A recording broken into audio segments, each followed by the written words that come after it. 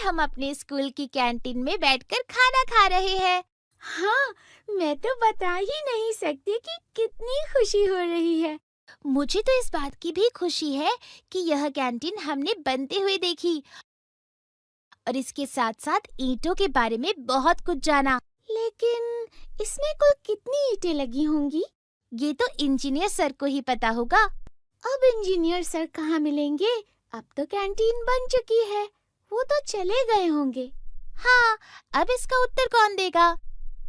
मैं ही दूंगा। अरे सर, आप? हाँ, कैंटीन चेक करने आया था, आप दोनों को देखा तो रुक गया। फिर सर बताइए ना कि इस कैंटीन को बनाने में कितनी ईंटें इस्तेमाल हुई है?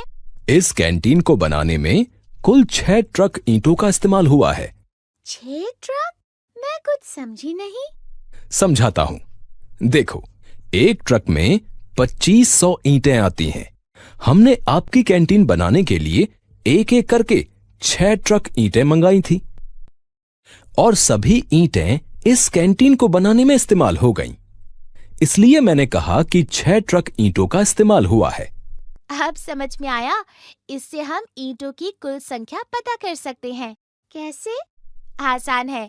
एक ट्रक में 2500 ईंट आती हैं, तो 6 ट्रक में कितनी ईंटें आई ये पता करने के लिए हमें 2500 में 6 का गुणा करना होगा। अब मुझे भी समझ में आ गया। 2500 में अगर 6 से गुणा करेंगे तो उत्तर आएगा 15,000।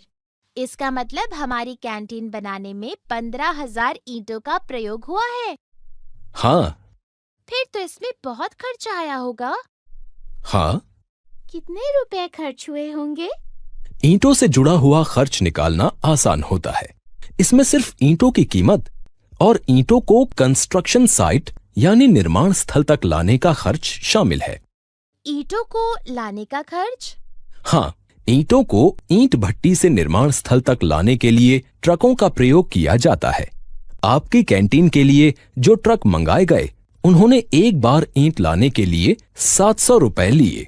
इसका मतलब 6 बार ईंटें लाने के लिए 700 गुणा 6 यानी 4200 रुपए लगे।